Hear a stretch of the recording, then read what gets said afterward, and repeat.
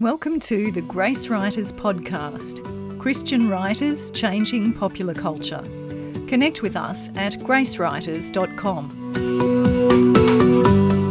Today on the podcast, editors and editing. I'm Belinda Pollard. I'm an author, editor and writing coach with a theology degree and 20 years in the publishing industry. Find links to my books and blogs at belindapollard.com. Hi, I'm Alison Young. I'm a romance writer and I live here in Brisbane in Queensland, and you can find all my information under my pen name, alisonjoywriter.com. Hi, I'm Donita Bundy. I'm a writer, preacher, blogger and a creative writing teacher. You can find out all about me at donitabundy.com. The topic today, editors and editing, and 3 subtopics under that. The different types of editing, what to expect from editors, and the spiritual aspects of working with an editor. So appropriate to us as grace writers. Alison, you've been doing some research for us. Can you give us a summary of what you have found in general about the types of editing? Yeah. Can I just say at the outset that before you submit your manuscript to an editor, you need to do the best you can to make it the best it can be, because the better you can make it, the less time and energy the editor needs to take, hopefully, to work through your manuscript. So I think there's probably 4 main areas or 4 main levels of editing. You go, oh, I just thought editing was just this or that. And no, there's actually more specific depending on what they need to look for. So they can do, an editor can look at them all at once or all in combination or just one section at a time. I'm sure, Belinda, you'll be able to tell us how you work when you're editing. What were those? What did you find, though, about the different levels? First one, content and developmental edit. So that means the flow and the structure of the entire body of the work, the character arcs, the plot, and fact-checking. The second one, line edit. That means sentence structure and wording, checking for repetition or confusing word combinations, something like that. There's also the copy edit, which is the mechanics of applying style, rules for grammar and punctuation. And then proofread, which is the final check for misspelled words, extra spaces, and that sort of thing. In my experience, when I wrote my first book, I had no idea what I was doing. But when it came to the end and I was looking for an editor, it was like opening the door to an alien world. Yes. By all those things you've just said, Alison, and I had no idea what each of them were, what that meant. Where did I go to find them, and how did I know what mine needed? I suspected I needed every single one of those. But Belinda, as an editor, can you shed light onto what each of those were, those levels that Alison shared, and how do I know what I need in regards to editing? We'll leave all the other side, but as far as editing goes, what is it? How do I know what I need for my manuscript? I love the general descent into confusion that happens when we try to define what editing is. And I would actually agree on 4 levels, and I would probably define them slightly differently to the way that the sources that Alison has found have done. And this is what you will find. And that is because editors are all spread around the globe. We all have our different ways of working. We've all come through different training processes and different experience. So there will be the best thing, if you want to find out what a particular editor means by a particular term, is to talk to them about it. So yes, I would definitely agree with that movement. There's the bigger ones, the developmental, right through to the proofreading. And I would put fact checking a bit later in the process than at developmental, but I think that's fine for some developmental editors to do fact checking.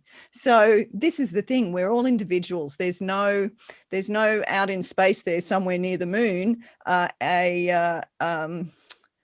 like a little satellite that has all the details of that are authoritative for the whole world of publishing as to what the different processes and different levels of editing are called. So does this mean we actually need, if there's 4 levels, does that mean we need 4 different editors? Not necessarily. And it would be rare. It would be rare for someone to have 4 across the, probably in the olden days when traditional publishing actually had budgets and weren't under the financial pressures that they are under now.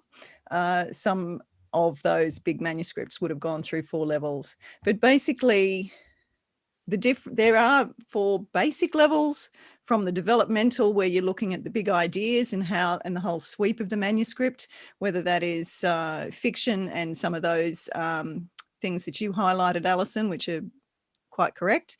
And in non-fiction, it might be some of the big issues of how your argument is developing and how you are pulling the different features of the manuscript together.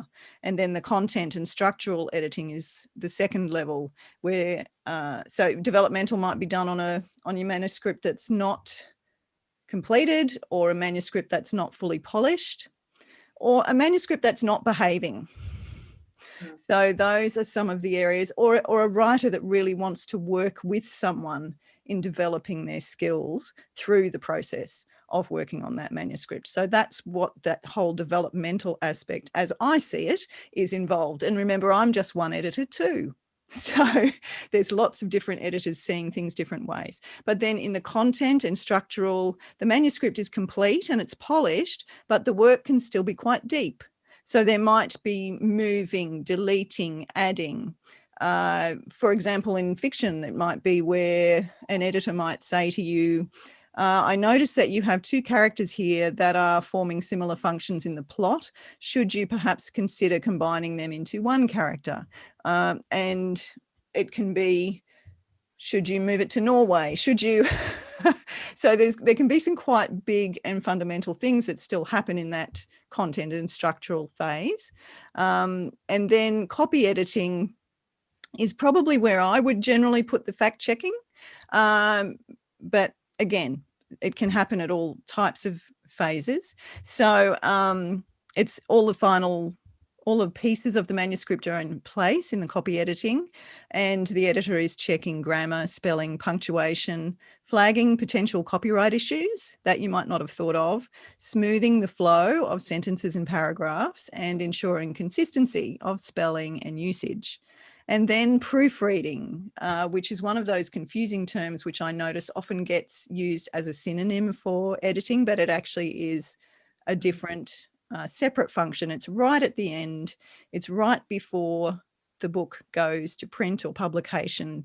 And the proofreader, it's not their job really to change anything. They're more about correcting and making sure that it's as top quality as it can be. So they check every word, every punctuation mark, every space, see where the headings are in the right place, whether the index entries refer to the right pages, all of those kinds of little nitty-gritty things. So yes, I would agree with you that it is complicated knowing how to do it. Some editors, proofreading would not be combined with the others, but there can be cases where you might work with the one editor across the course of your developing your manuscript, from development through to content structure and copy editing.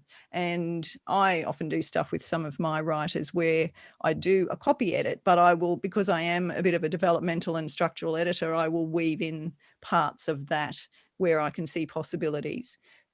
So it's moving from seeing possibilities through to dealing with what is. So Belinda, would you say that editors have preferences, or they specialize in certain areas? Or to be an accredited editor, do you have to be able to do the lot, and whether you like it or not, you just do those jobs because it's part of what the editing involves? Most editors do specialize in one form or another. And that's partly because they have a brain that's good for that particular thing. So some are really great at tiny details and really focusing in on those tiny details, and others are great at the big picture stuff. And lots of editors will do bits of their non-favorite process of editing. So it just depends. Just depends who's coming to them and what they need and what they want and what their budget is, because the price, like you've mentioned the 4 levels, Alison, and so that also the price gradually shrinks across those 4 levels as well, because it's a faster edit generally the more you move across the 4 levels. So then, Belinda, how would I go about finding an editor that suited my work? Like, how do I find an editor who's going to fit well with my writing and my work? Finding an editor, the right editor for you, someone who's going to be a good fit for you and your goals, your manuscript, can be a little bit like a mythical quest. And it can be quite difficult to find the right person.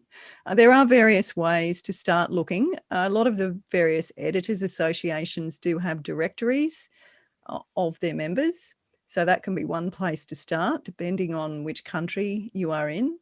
Now, you don't have to work with an editor who is in your country, but it can sometimes be easier in various ways.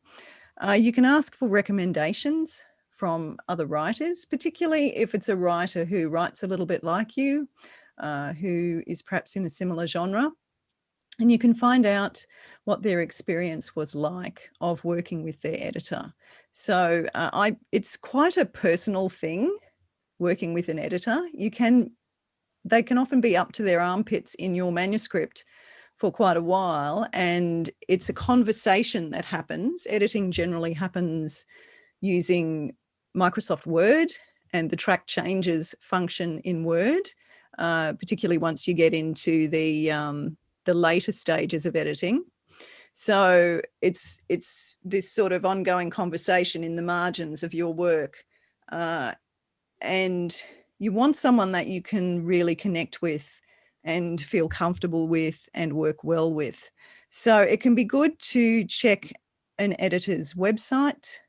Most do have one these days. Check their social media, get to know them a little bit, find out about their personality, whether you like the way they think and talk, and whether you think you might be able to work well with them. Some editors do offer a sample edit that can be free or it can be paid, depending on the editor's business model. And that can be a way to get a sense of what they're going to do actually in your manuscript. Some editors offer a small editing product at the beginning where they do a look across some of your manuscript and give you feedback on that, which is another way to test how it's going to work and what they're going to offer you, and whether you feel that it fits well with what you want. Cool, thank you. So Belinda, down to the dollars and cents, how much is it actually going to cost for an editor? Or is this like saying how long is a piece of string? It is a little bit a piece of string question. You can find editors on Fiverr who might edit your book for $300, and you need to be aware what they're doing for $300, because it could just be a spell check. So I think from what we've already discussed, it's fairly clear that editing is more than a spell check. Good editing is a lot more than a spell check. So the prices can go from, $900 up to $5,000 or $6,000, $7,000, $8,000, $10,000. It just depends on what level of editing you're getting done, the experience and professionalism of your editor, where they live in the world. Some editors live in developing countries and have a low cost of living, so they're able to pass on those benefits to you in the cost of a lower edit. Generally, it's a good idea to be thinking ahead of time as you're working on your manuscript. It's a good idea to be starting to put some money aside, if you can, through that process. Now, if you're going to be seeking traditional publication, you don't necessarily have to hire an editor. So that's something to keep in mind. It is actually the job of your publisher to ensure that your manuscript is edited. But having said that, publishing is under enormous pressure these days from technology changes, the rise in self-publishing. A whole lot of issues have put traditional publishing under a lot of pressure, and so they have less time to spend on each manuscript, so they're more likely to be interested in a very polished manuscript if it's your first book. So bear that in mind. You don't have to hire an editor to be traditionally published. You may choose to hire an editor to give you a better chance of having your book acquired by a publisher. Now, just speaking from personal experience, I've mentioned before, my son also writes. So when I went to my editor, I got back a sheet that said, these are the different sorts of editing you will be required, and this is the price range from, it'll be the minimum of this, the maximum of that. So I could go through and I could go, okay, at the worst, it's going to cost me this much. Whereas the editor my son went to, it was like they were drip feeding him. So they'd get him to do a little bit, and he'd edit and he'd pay for it, and they'd say, oh, yes, by the way, now you need to do this. So he'd go through the next stage and he'd pay for that. Then, oh, yes, now you need to do this. Whereas they didn't set it out where I got it all up front. So I knew from the outset the maximum price it was going to be, whereas his was like never-ending expense, or never-ending cycle, it seemed. So, yeah, it's just trying to find, I guess, the person that will help you on your journey and give you enough information so you can make an informed decision. Yeah.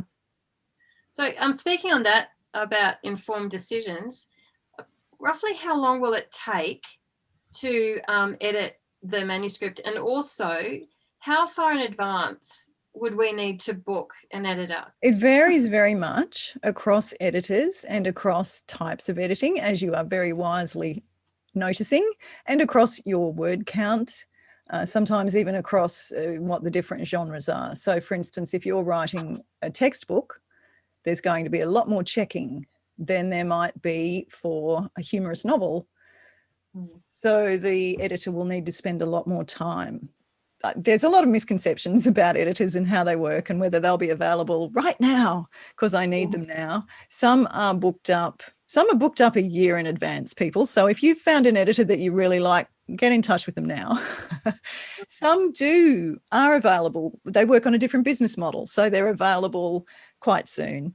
Some will work on one manuscript until it's finished, and so they might turn around a book in 3 or 4 weeks. Some even can turn around a book in 2 weeks, depending on the way that they work, the length of the manuscript, various issues.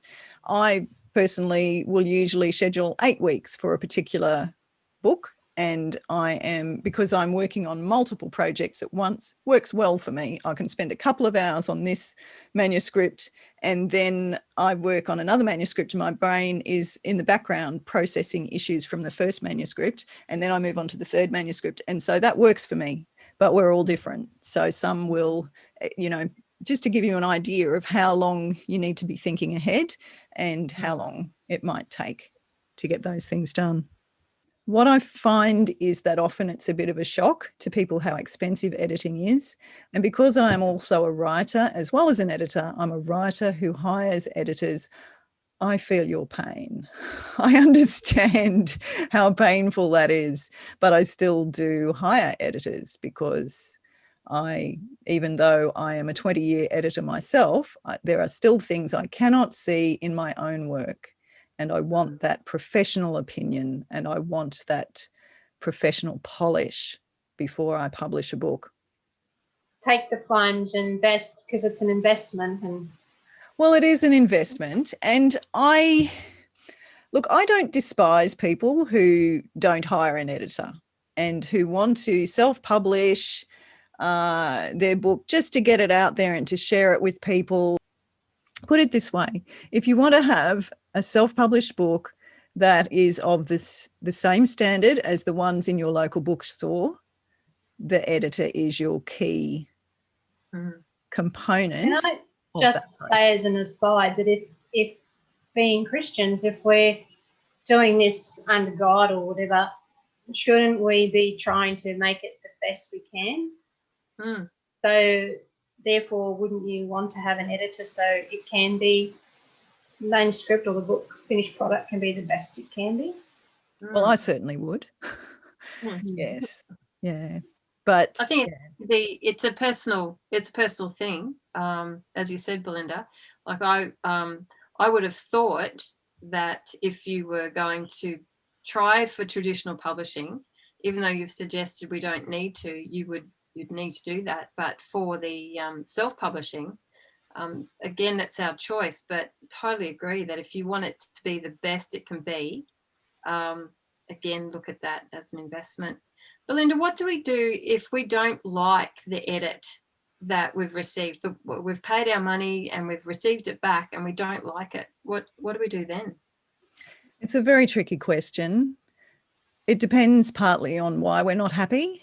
So, for instance, are our expectations unrealistic? You know, I've seen people who've been unhappy, and these are not my personal clients. There are some Facebook forums of editors and there's things that get discussed. But I've seen people being very unhappy because a book had maybe 20 typos left in it. And the author has not taken into account that the book had 2,000 typos when they submitted it. So we need to be aware that editors aim for excellence, but they're not always perfect. Now, there can be other things. You know, Alison's mentioned that situation with her son that just didn't seem to work very well. It is tricky. It's very tricky. I think the first thing to do is probably to discuss it with the editor and see what can happen. Apart from that, it is quite difficult sometimes to resolve. So there are some, you know, it's very hard. It's very hard. Hey, Donita, didn't you have that problem with your editing one of your manuscripts? Yeah, early on, and like it was part of the whole ignorance thing, not really knowing what to ask for, not knowing what to expect, and then when I wasn't happy, not knowing how to deal with that. So, but it was an expensive lesson, but one that I've learnt and moved on with. But just continuing on with that question, Belinda, if we are writing Christian books and I'm a Christian writer, do I need a Christian editor, or do I find just a mainstream editor? What's your advice? It's, again, one of those questions that has various answers. And one of the possibilities, when I was working on my first novel, which was a secular novel, but with grace notes, I actually had chosen an editor that I was hoping would work with me on it, who I had discovered on social media and visited her websites and looked at her blog posts and was happy with the way that she worked. And she was not a Christian editor. And I thought that could be a good thing for me to ensure that, to sort of keep me honest in a way, to make sure that even though I had the grace notes in, they weren't making it read like a Christian novel. So that's what I tried to do. It didn't actually work out that way. She wasn't available in the time frame that I needed, and I ended up working with a Christian editor who instead gave me, she could look at my grace notes, help me with the clunkiness of them, because she is actually a grace writer herself, as well as being a Christian editor.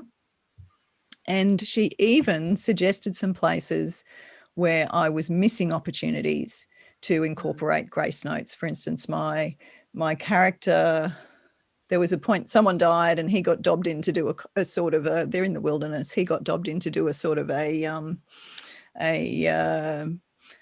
little short memorial service for this person. And I'd mentioned that he prayed, and she said, "Why have you not given the words of what he prayed? Because this is an opportunity." And I thought, oh, I think the reason I haven't put words is because I don't know what he prayed. So I had to then go away and work on that. But that was an instance of what I felt was a good relationship with an editor, and one where I was glad I had a Christian editor. So sometimes it can be really good to have, particularly if you've got an editor with some theological training, they can help you pick up some of those little glitches perhaps in your theological underpinnings to your work. So there are different cases to be made for which way to go on that. Yeah. Any final thoughts on the topics of editors and editing? It's just such a big thing. It's a big part of the process, and trying to find the right fit. You know, it's just something, I guess, a lot of prayer and asking around and to see how you go. For me, it's just critically important to get my work edited. As a lay minister leading services, I would quite often get a long line of people coming up to point out a spelling mistake or a typo on slide 33 or something, and they were so caught up and distracted by the surface, they were missing the message underneath. And it reminds me of that Martha and Mary story. Martha was doing a lot of great stuff, but she was so distracted by the work around her. She was missing the fact that Jesus was there, and that was where the power was. And so I don't want to distract my readers with the little bits and pieces, the typos, because I know that will pull people out of the story. I want to keep them focused and in living that story with the characters, and anything within my power to eliminate those distractions, to me, is what it's about, because I'm hoping, and my prayer is, the power is in the story, and I don't want anything to detract from that. So as we've been saying, the investment and the ministry is about quality. So yeah. And I think that can be another advantage too, to having a Christian editor. They're going to be, well, you know, I'm not going to speak for everybody, but a lot of us are going to be praying for your book as we work on it, and calling on God for his, when we reach thorny passages where we're trying to resolve a problem, we'll be calling on God to give us wisdom and clarity. And this is an extra layer of God's involvement through different ones of his people who are involved. So yeah, that's another possibility. I know my editor prays for me, and I value my Christian editor, because she can discuss theology with me, so that's great. Yes, it's an interesting process. There's masses to discuss. We could probably keep talking about it for another hour and a half, but unfortunately we can't, because we've run out of time. So just as we finish up, how about I pray for us and for the Gracewriters. Heavenly Father, we thank you for the opportunities and the potential to get out there in publishing in different ways. We've been talking a lot about books, but there's various other forms of writing as well. And we thank you for those possibilities to communicate your truth in different ways to people out there. I pray for all of us as we work to do the best we possibly can on our writing, and as we try to find editors who are going to be a great fit for us, who are going to be affordable for us, who are going to be focused on our goals and your goals for our writing. And we commit it all to you in the name of Jesus. Amen. Amen. Thank you, Alison Joy and Donita Bundy. I'm Belinda Pollard, and we'll see you next time on the Gracewriters podcast. Thank you for joining us today at the Gracewriters podcast, Christian writers changing popular culture. Subscribe to the blog to receive an invitation to our monthly catch-up on Zoom, and to our free private online forum where members discuss topics that affect Christian writers. Connect with us at gracewriters.com. We'd love to see you there.